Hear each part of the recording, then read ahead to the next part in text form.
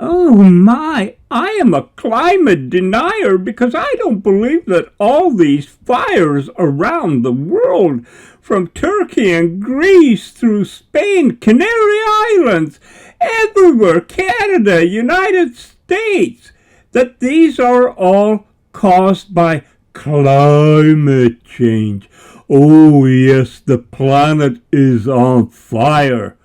I'm just making sound effects because it really pisses me off that there's so many people that buy into the bullshit, to me, which looks very similar to what happened with, the virus that came from wherever. I got some information on that too that'll shake your trust in media and governments, but I don't buy that.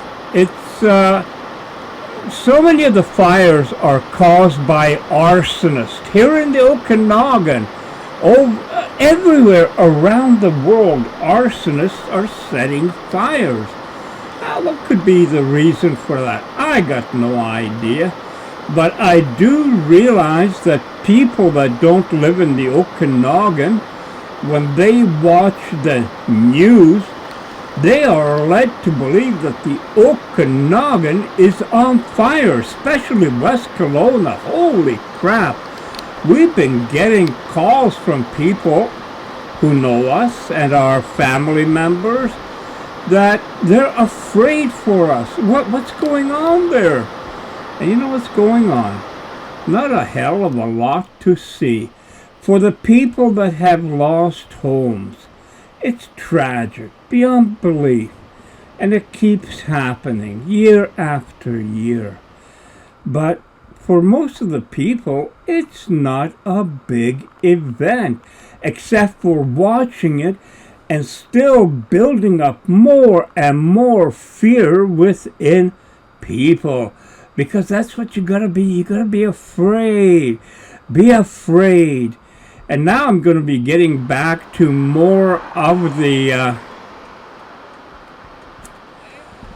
video about the nighttime. That was, I think, Friday night. I'm not 100% sure. But Cindy and I went out to see what happened, and we didn't find all that much action anywhere.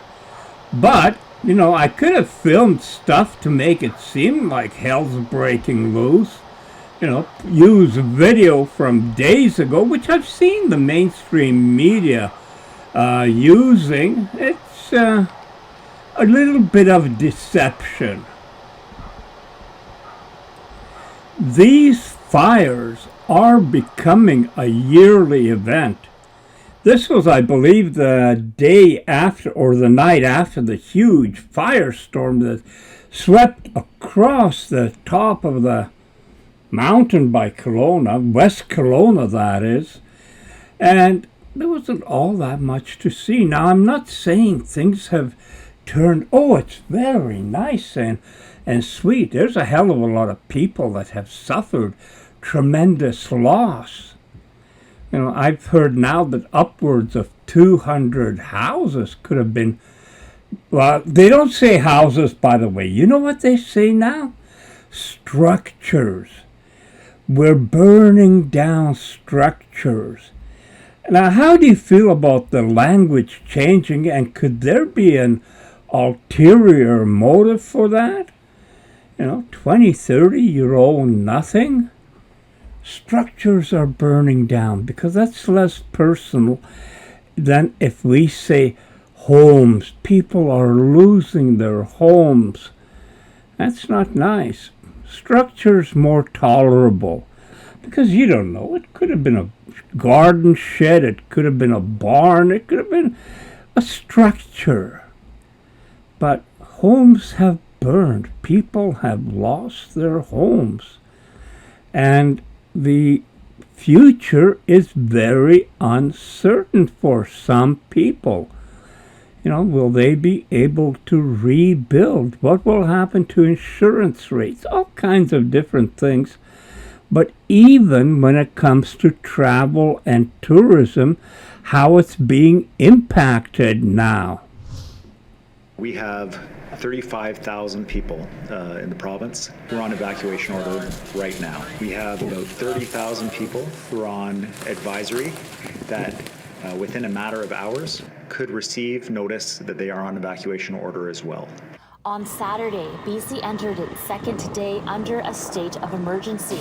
In Vancouver, the provincial government announced a new emergency order restricting non-essential travel in parts of the Okanagan and Shuswap to free up accommodation for evacuees and emergency personnel. This includes Kelowna, Kamloops, Oliver, Osoyoos, Penticton, and Vernon. Let me be clear.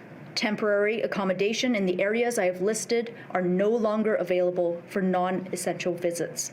If you do not need to travel to these areas for essential reasons, we need you to change your plans. If you have plans to stay at a hotel or a campground in the Okanagan, the Premier says cancel them. We have an urgent need for more accommodation, given the numbers of people who are being evacuated and who are under advisory.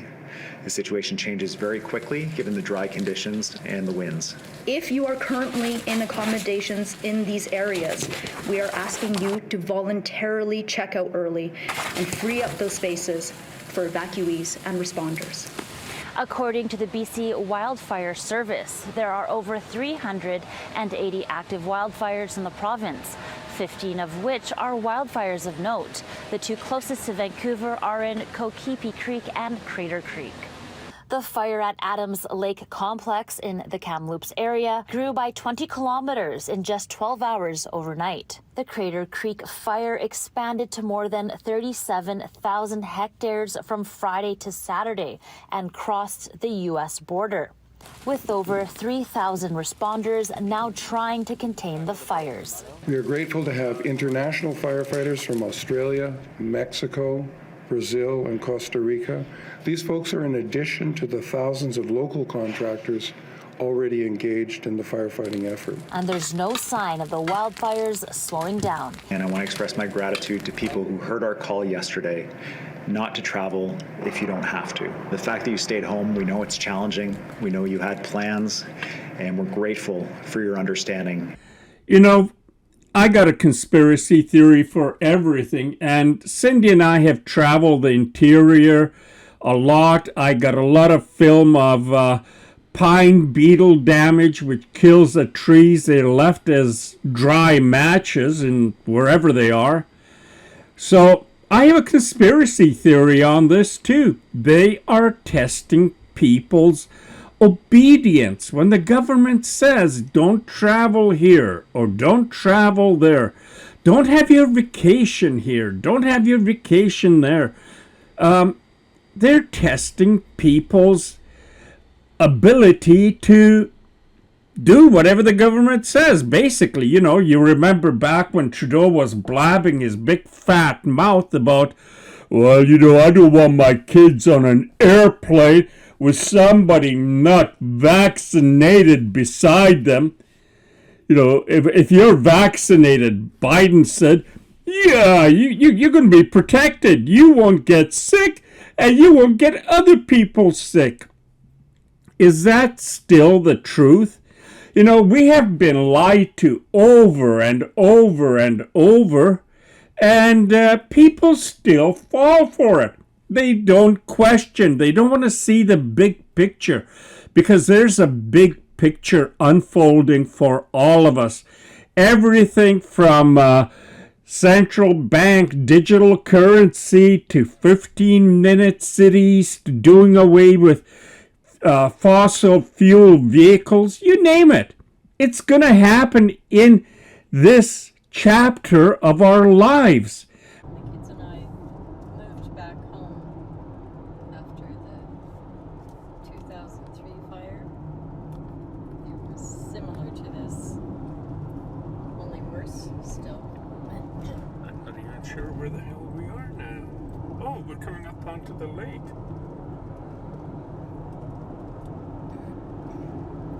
Confucius say it doesn't look like there's much fire visible.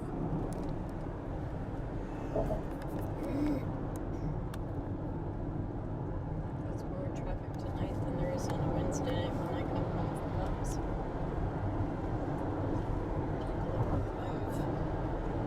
And that there is City Park.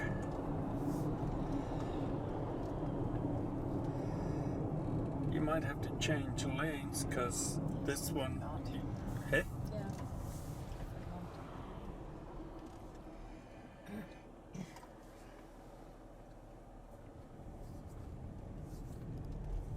Tourists. Well, I gotta tell you that I still don't. You know, it's not natural. We know that. Just great. Don't fucking film me! Are you guys from here? Yes. Yeah. So what do you think of this? It's not too great. My house is probably on fire right now, but fuck it, I guess. Yeah? Well, you got what's important. It's so nice to have the main street blocked off. Kelowna City Hall shopping cart.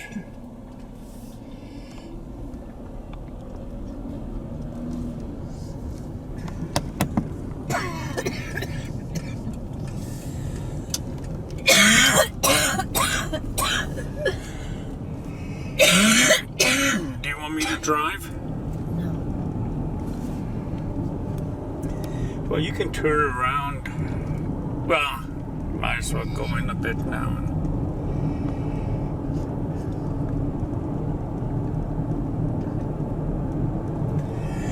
Surprisingly quiet. I guess last night was a nice night to see the fire.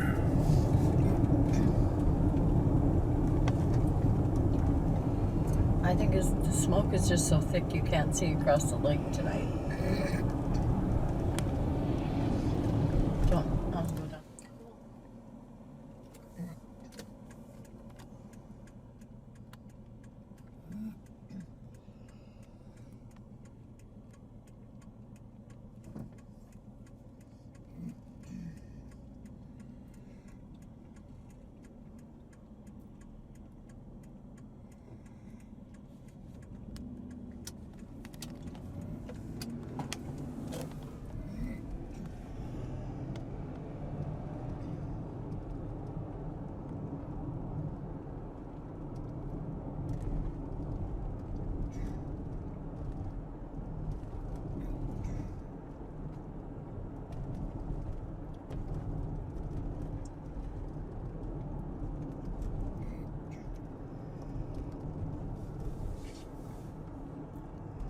Okay, so the cops took over the Hells Angels clubhouse and they put up security around it. There's not going to be no Hells Angels around here. Let's shut them down. That big house. Right, 2 houses. Yeah. And we're in a parking lot and there's nothing to see. Darkness. Sure, those are not fires. Not sure.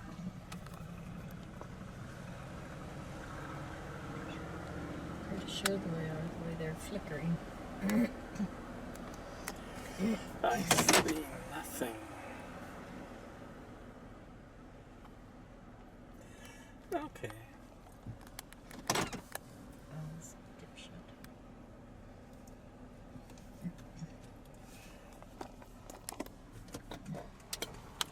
Roll the windows down.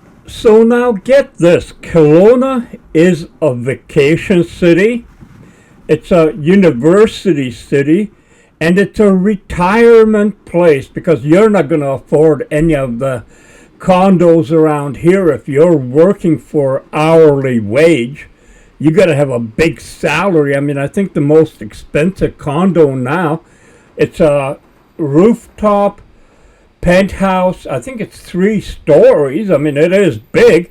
$12 million. Boy, you better start buying lotto tickets, and lots of them just in case. But think about this. In Kelowna, or in British Columbia, the premier put in zones that you shouldn't or couldn't go to during the fire season. They're telling vacationers to stay the F away of Kelowna because it's so whatever, dangerous, people need the hotel space, whatever it is, but they're telling vacationers to stay away. Boy, that is going to be good for an economy that depends on summer tourism. And get this about the unique nature of all of this. Well, over in Hawaii, we have no clue what the hell started that fire. We know that Biden has pledged $700 to the citizens of that city, but how much is he sending to Ukraine? How much is Canada sending to Ukraine? I think at the last count it was over $4 billion. What are they doing for us? What have you done for us lately? Not a hell of a lot, because again, I gotta say, I don't believe that this is caused by climate.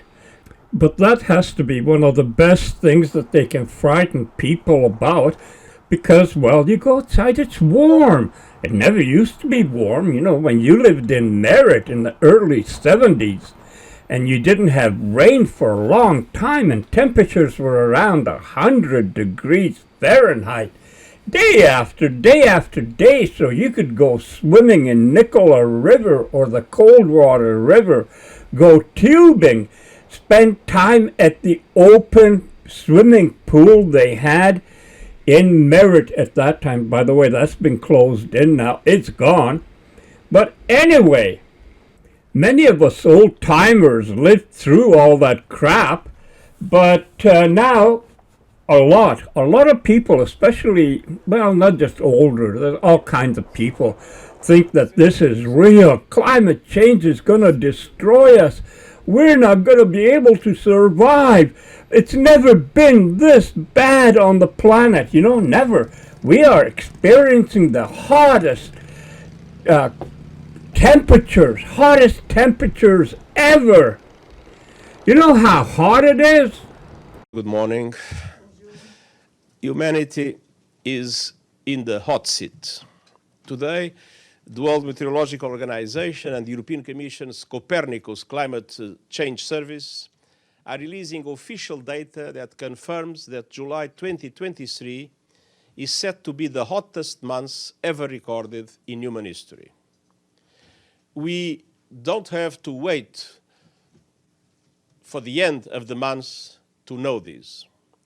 Short of a mini ice age over the next days, July 2023 will shatter records across the board.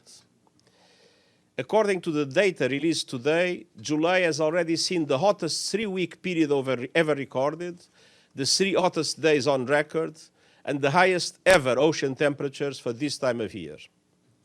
The consequences are clear and they are tragic. Children swept away by monsoon rains, families running from the flames, workers collapsing in scorching heat. For vast parts of North America, Asia, Africa, and Europe, it's a cruel summer. For the entire planet, it is a disaster. And for scientists, it is unequivocal. Humans are to blame. All this is entirely consistent with predictions and repeated warnings. The only surprise is the speed of the change. Climate change is here, it is terrifying, and it is just the beginning. The era of global warming has ended, the era of global boiling has arrived. The air is unbreathable, The heat is unbearable, and the level of fossil fuel profits and climate inaction is unacceptable. Leaders must lead. No more hesitancy, no more excuses, no more waiting for the others to move first. There is simply no more time for that. Well, excuse my French, but that guy is a complete asshole. That's it, complete asshole. You know, we are aware that it's warm. In the summer, holy shit. And it's getting warmer. But you know one thing they never mention? And I guarantee you, there's a lot of money being spent on climate controlling the weather, the climate, because man, whoever is going to have the climate weapon, they will be the rulers. They can upend people's food supplies. Oh yeah, we're going to have torrential rains, the wheat is gone. That's it, corn is gone. Or we're going to have hot and the things won't grow. Your animals won't have feed. It'll go up in price. And we know, at least back to the Vietnam War, that climate was used as a weapon. They weaponized climate. They wanted a lot of rain in Cambodia, Vietnam, so the Ho Chi Minh Trail would be washed away. You know, you can look it all up. They destroyed forests. How big a forest did they do away with? Agent Orange. Oh yeah, shit, they sprayed it all over onto the people below, onto the animals below. No worries. And the people in the airplanes handling it or on the ground, well, they got mysterious cancers. How the hell did that happen? But I really believe that a lot of the, you know, I believe that they're also trying to shift the jet stream, which by itself can make a huge difference. Change the jet stream. Oh yeah, we can do that. And what a beautiful way, and I'm being facetious, to experiment on people. How will they react? Will they follow our orders? Because they're ordering people now. It is absolutely berserk what is going on, and the media is an accomplice, as are our politicians. Fire. It looks pretty calm now. Well, still burning up there. Is it? It's very dark along the hillside here. Yeah, it's further back up that way, headed towards like Smith Creek and all that area. Oh, is it? Okay. Well, thank you. Thank you. Yeah. Bye. Have you heard the media mention Operation Popeye? Which was, by, well, more than 50 years ago, they were experimenting with weather. Oh, Jesus, golly! How far have they come since? And by the way, extending the monsoon by a month forward and backward, so it's extra 2 months long, could do a lot of harm to the rice field, the people. The mudslides contribute to rivers overflowing their banks, all kinds of stuff. But no, it's climate change, natural, it's man-made. Good, but up there you can see fire. At least we can see it. Why is no one with the resources to do proper research looking into what the big countries are experimenting with when it comes to climate occurrences? Why not? Why don't they? Well, don't be stupid, dude. It ain't gonna happen. You just gotta learn that climate change is man-made, and we're gonna do away with all the fossil fuel cars and trucks. In British Columbia, 2035 is the last year apparently for gas and diesel engine vehicles. Then all will have to be electric. Who the F is going to be able to afford that? Can you go out right now and buy an electric vehicle? And would you? Could you? These are questions that we should all be asking. What is going on? Why are we the guinea pigs of the global elite?